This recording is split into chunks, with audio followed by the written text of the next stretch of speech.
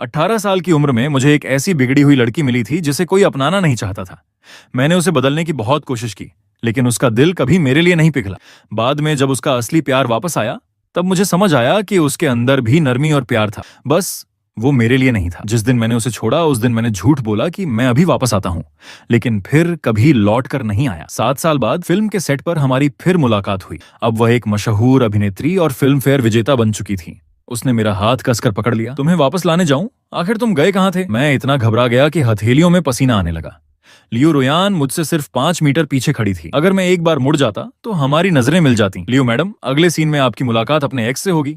आपको उसमें लगाव और बिछड़ने का दर्द दिखाना है। लगाव आपको सही नहीं लग रहा? वो अब मेरा एक्स है, उसके लिए क्या महसूस करना। उसकी आवाज पहले जैसी ही ठंडी थी, दूर दूर रहने वाली और हल्की सी चुभन लिए हुए। 18 साल की उम्र में वह मुझे इसी आवाज में धीरे से शाओ चाय कहकर बुलाती थी। पीछे बातचीत चलती रही। डायरेक्टर ने आगे क्या कहा मुझे सुनाई नहीं दिया, लेकिन लियो रोयान की आवाज साफ मेरे कानों में गूंज गई। मैं कभी पुराने रिश्तों में वापस नहीं जाती, और उस पुराने रिश्ते के रूप में मैं भी खुद को उससे मिलवाना नहीं चाहता था। शूट खत्म होने के बाद हम दोनों अपनी अपनी राह चले जाएं, यही बेहतर था। तभी एक सहकर्मी ने अचानक जोर से मेरा नाम पुकारा। पीछे एकदम सन्नाटा छा गया। मैं जल्दी से प्रॉप्स उठाकर वहां से भाग गया। लियो रोयान मेरे पीछे नहीं आई। शायद उसने सुना ही नहीं, या फिर सुना लेकिन उसे फर्क नहीं पड़ा। सेट सजाते समय मैंने अपने साथी से कहा, अगली बार मुझे श्याओ फांग बुलाना, श्याओ चाय मत कहना। क्यों? श्याओ चाय तो अच्छा नाम है, श्याओ फांग ज्यादा प्रोफेशनल लगता है। वह हंस पड़ा और बात मान ली। असिस्टेंट डायरेक्टर बनने के बाद ये मेरी पहली फिल्म थी। सेट पर आने से पहले ही मुझे पता था कि इसकी हीरोइन लियो रोयान है। वह फिल्मी परिवार की दूसरी पीढ़ी से थी। पूरी इंडस्ट्री के आधे संसाधन उसके पास थे, लेकिन सिर्फ पहचान ही नहीं, उसकी एक्टिंग भी शानदार थी। सिर्फ 25 साल की उम्र में वह बेस्ट एक्ट्रेस बन चुकी थी, और बदकिस्मती से मैं उसका पहला प्यार था। मैंने बहुत सोचा था कि ये काम स्वीकार करूं या नहीं, लेकिन इतनी अच्छी नौकरी छोड़ने का मन नहीं हुआ, इसलिए मैं आ गया। मैंने खुद से कसम खाई थी, वो मुझे पहचान नहीं पाएगी, वरना मेरा करियर खत्म हो जाएगा। क्योंकि 7 साल पहले हमारा ब्रेकअप बहुत बुरा हुआ था।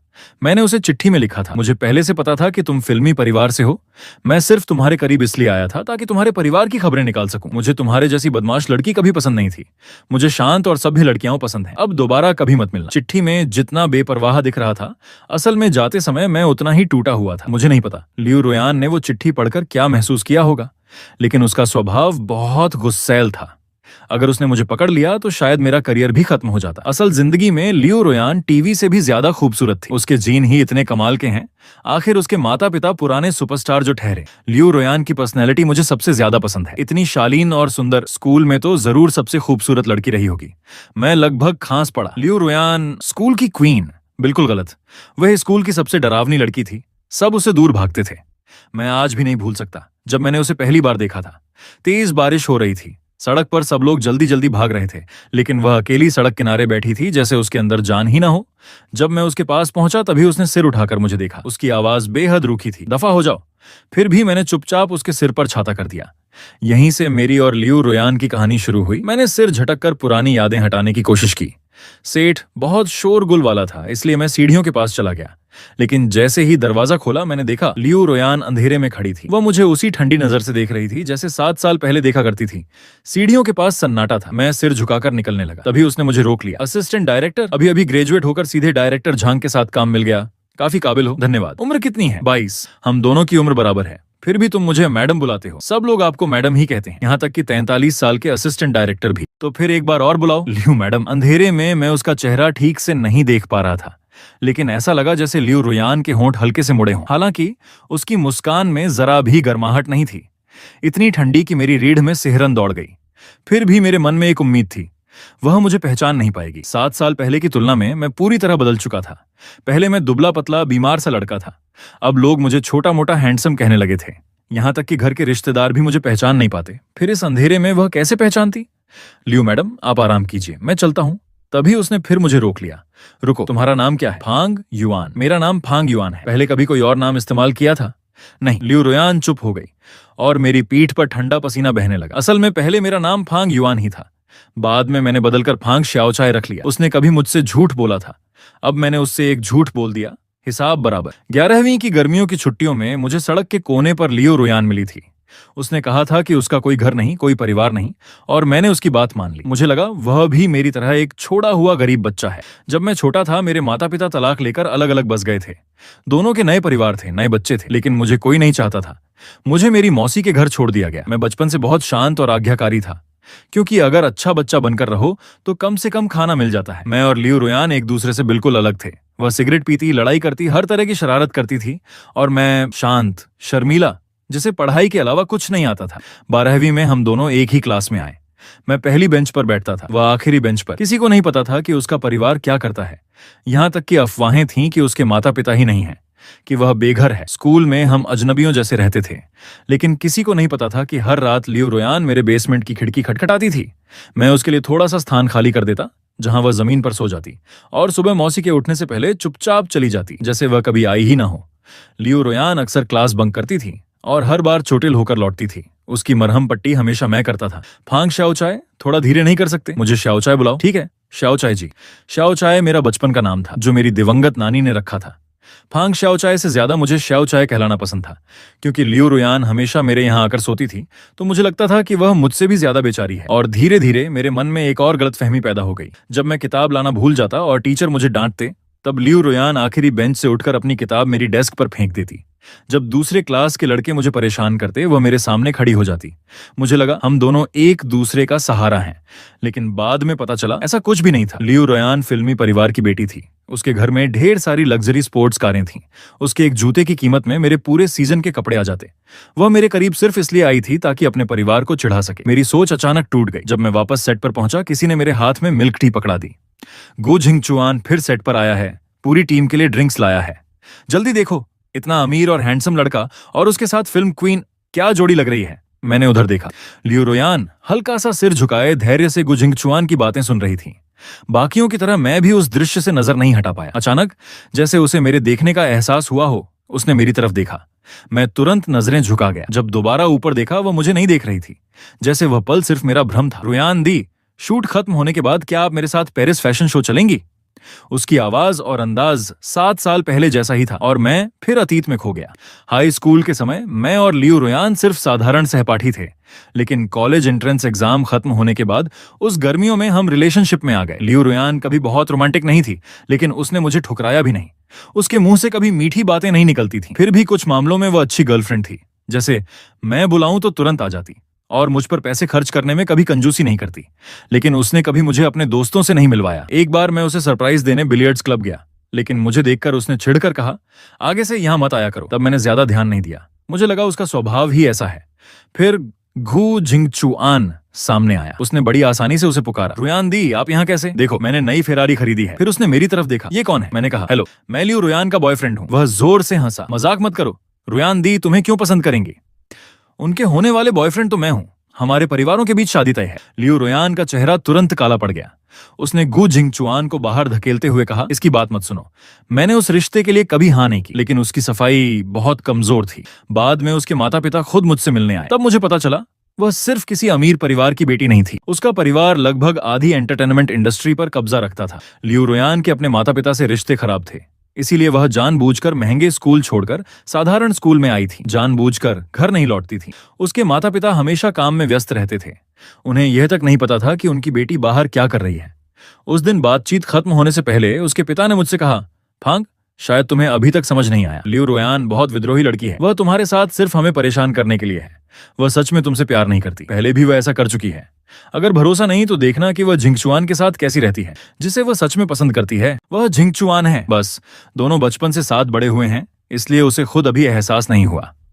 फांग, तुम और हम लोग एक जैसी दुनिया के नहीं हैं। उस पल ऐसा लगा जैसे मेरे ऊपर बिजली गिर गई हो, और बाद में मुझे एहसास हुआ उसके पिता सही कह रहे थे।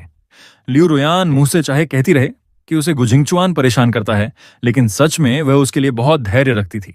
उसकी हर जिद मानती थी, उसके गुस्से को सहती थी। सबसे बुरा तो तब हुआ जब एक पल पहले गु झिंगचुआन मेरा मजाक उड़ा रहा था कि मैं गरीब हूं, और अगले ही पल जैसे ही लियू रोयान आई, उसने तुरंत मासूम और दुखी चेहरा बना लिया। रोयान दी, अभी फांग श्याओचाय ने जानबूझकर मुझे कुनकुन पर धक्का दे दिया। मैं तो डर ही गई थी। लियू रोयान तुरंत नाराज हो गई। मैंने तुमसे कहा था ना, उसे परेशान मत करो। गु झिंगचुआन उसके पीछे खड़ा था और मुझे घमंडी मुस्कान के साथ चिढ़ा रहा था। उसी पल मुझे समझ आया, लियू रोयान कोई ऐसी बंजर डाल नहीं थी जिस पर फूल नहीं खिलते। बस वो फूल मेरे लिए नहीं खिलते थे। अगस्त के आखिर में मैंने उसके माता पिता का प्रस्ताव स्वीकार कर लिया। उनकी मदद से मैं विदेश पढ़ने चला गया। मेरी परिस्थितियों में शायद वो मेरी जिंदगी का इकलौता मौका था विदेश में पढ़ने का। जिस दिन मैं जा रहा था, मैंने लियो रोयान से कहा, मैं चॉकलेट खरीदने जा रहा हूं। जैसे हमेशा करती थी, उसने तुरंत अपना वॉलेट निकाला। सबसे महंगी वाली लेना। मैं मुस्कुराया, जरूरत नहीं, मैं अभी जाकर आता हूं, मैं इंतजार करूंगी। लेकिन उसके बाद मैं कभी वापस नहीं आया। उसके माता पिता की शर्त के मुताबिक मैंने एक बेहद कठोर ब्रेकअप लेटर छोड़ दिया ताकि वह पूरी तरह मुझे भूल जाए। सिर्फ 3 महीने चला। हमारा पहला प्यार शरद ऋतु के आते ही चुपचाप खत्म हो गया। विदेश जाने के बाद मैंने अपना नाम बदल लिया और अपने सारे पुराने स्कूल दोस्तों से संपर्क तोड़ दिया। पहले मेरी मौजूदगी बहुत मामूली थी। लोग अक्सर मुझे तंग करते थे, इसलिए मैंने उस मुश्किल से मिली पढ़ाई के मौके को बहुत संभाल कर रखा। मैंने जिम जाना शुरू किया, अपने पहनावे और लुक पर ध्यान देना सीखा। नाम बदला, चेहरा बदला, और ऊपर से लियो रोयान के माता पिता ने भी जानबूझकर मेरी जानकारी छिपाई, इसलिए वह मुझे कभी ढूंढ नहीं पाई। उसकी नजरों में मैं शायद मर चुका था, लेकिन उसकी खबरें मुझे हमेशा मिलती रहीं। मेरे जाने के बाद उसने 1 साल दोबारा पढ़ाई की, फिर बीजिंग फिल्म अकादमी में दाखिला लिया। कॉलेज से ही उसका करियर चमकने लगा। कैमरे के सामने वो बेहद खूबसूरत और ठंडी लगती थी। कभी कभी उसकी हल्की सी मुस्कान फैंस का दिल हिला देती थी। उसमें पुराने दिनों की जरा भी झलक नहीं बची थी। शायद लोग बदल जाते हैं, मैं बदल गया था और वह भी बदल गई थी। एक दिन की शूटिंग खत्म होने के बाद मेरा पूरा शरीर दर्द से टूट रहा था, लेकिन मेरे साथी उत्साह से भरे हुए थे। ओह माय गॉड, ये फोटो तो कमाल की है। लियो रोयान की एयरपोर्ट फोटो फिर ट्रेंड कर रही है। फोटो में लियो रोयान चुपचाप सामने देख रही थी। उसकी चाल ढाल अब भी शालीन थी, लेकिन उसकी आंखों में जैसे काली आग जल रही हो, बेखौफ और पागलपन से भरी हुई। जिस बात ने मुझे सबसे ज्यादा डरा दिया वो ये थी कि फोटो के कोने में उसकी नजर जिस तरफ थी, वहां धुंधला सा जो पीछे खड़ा इंसान दिख रहा था, वह मैं था। अगले दिन शूटिंग जारी रही, लेकिन हीरो के साथ अचानक हादसा हो गया और उसे अस्पताल जाना पड़ा। यह हीरो हीरोइन का बेहद अहम सीन था। शूट टालना नामुमकिन था। डायरेक्टर बहुत परेशान हो गया। आखिरकार उसने फैसला किया कि पहले लियो रोयान के शॉट्स किसी बॉडी डबल के साथ शूट किए जाएंगे और बॉडी डबल चुनने का अधिकार लियो रोयान को दिया गया। मैं भीड़ के सबसे पीछे खड़ा था, लेकिन उसकी नजर सीधे मुझ पर आकर रुकी। उसे ले लो। मैं पूरी तरह सन्न रह गया।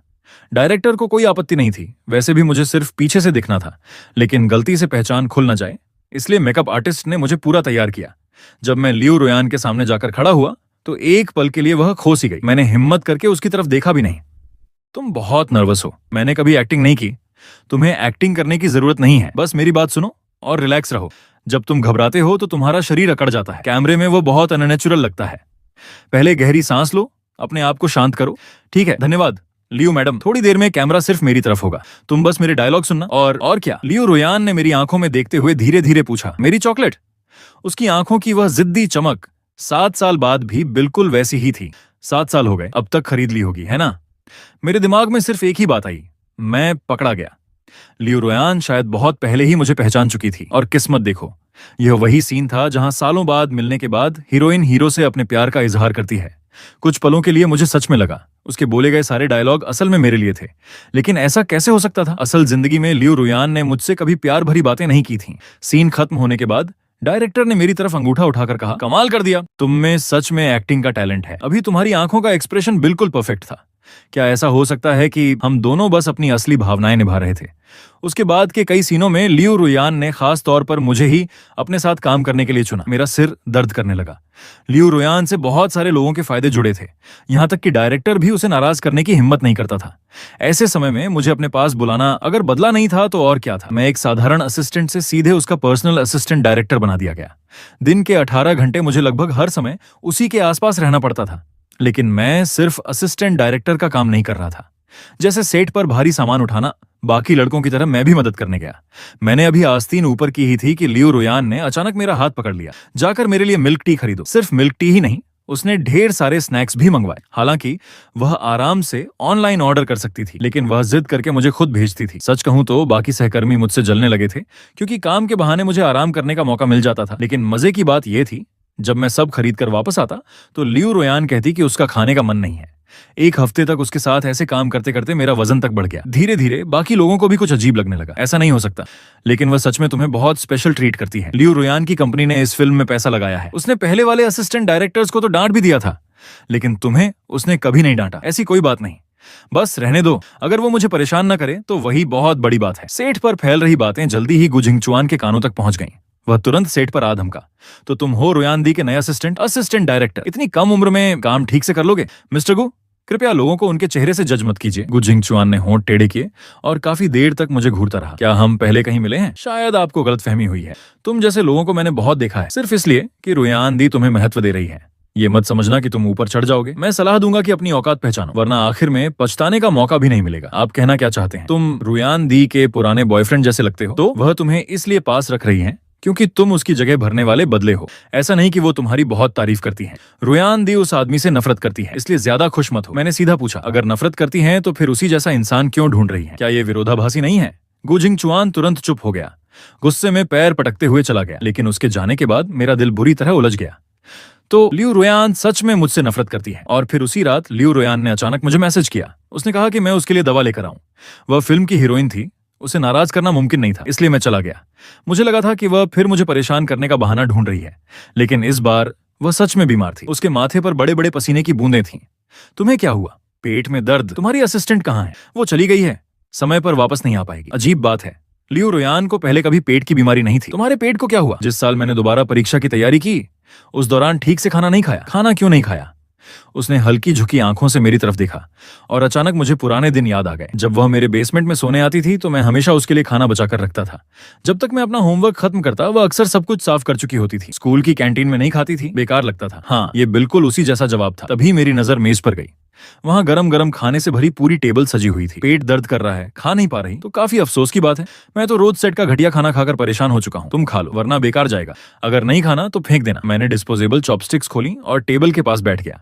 मैं चुपचाप खाना खा रहा था। कमरे में भी पूरी खामोशी थी। मुझे लगा लियू रुयान सो चुकी है, लेकिन जब मैंने मुड़कर देखा तो पाया कि वह मुझे देख रही थी। उसके होंठों पर हल्की सी मुस्कान थी, लेकिन जैसे ही हमारी नजरें मिली, उसकी मुस्कान तुरंत गायब हो गई और वह फिर वही चेहरा बना बैठी, जैसे पूरी दुनिया ने उसका पैसा खा लिया हो। वह अब भी बिल्कुल पहले जैसी थी, जरा भी नहीं बदली। हम दोनों चुप रहे, किसी ने कुछ नहीं कहा। जब मैं जाने लगा तभी उसने अचानक कहा, श्याओ चाय, मेरा और गु जिंगचुआन का कोई रिश्ता नहीं है। पहले भी नहीं था, अब भी नहीं है और आगे भी कभी नहीं होगा। मैंने विनम्रता से सिर हिलाया। लेकिन लियू मैडम, अब मुझे फर्क नहीं पड़ता। मेरी इस बात के बाद लियू रुयान कई दिनों तक मुंह फुलाए रही। खैर, शूटिंग खत्म होने वाली थी, लेकिन क्लाइमैक्स से कुछ दिन पहले एक हादसा हो गया। एक सीन नाव पर शूट होना था और उसी दिन तेज तूफानी हवा चल रही थी। साउंड रिकॉर्डिस्ट बाथरूम गई हुई थी, इसलिए मैं अस्थायी तौर पर उसकी जगह डेक पर खड़ा था। मेरे हाथ में मुझसे भी लंबा माइक्रोफोन था। नाव पहले से हिल रही थी, मैं ठीक से संतुलन भी नहीं बना पा रहा था। तभी तेज हवा का झोंका आया, मेरा पैर फिसला और मैं सीधे झील में गिर गया। लेकिन मुझे तैरना नहीं आता था। चारों तरफ अफरा तफरी मच गई और तभी मैंने किसी की घबराई हुई आवाज सुनी, श्याओ चाय। लियू रुयान ने बिना एक सेकंड सोचे सीधे पानी में छलांग लगा दी। उसने मुझे कसकर पकड़ लिया, जैसे डर रही हो कि अगर उसने छोड़ा तो मैं फिर हमेशा के लिए गायब हो जाऊंगा। उसके बाद मुझे कुछ याद नहीं। जब मेरी आंख खुली, मैं एक अनजान कमरे में लेटा था। बेडसाइड टेबल पर हाथ से लिखा एक नोट रखा था। उस चिट्ठी में लिखा था कि उस दिन मेरे नकली मम्मी पापा से मिले थे। तुम जो रेंट पे थे, मैं तो बचपन से अनाथ थी। तब मुझे अपनी गलती का एहसास हुआ और मुझे पता चला कि वो मुझसे इतना प्यार करती है कि आज तक मेरा छाता संभाल के रखा हुआ है। और कहानी यहीं पर खत्म हो गई।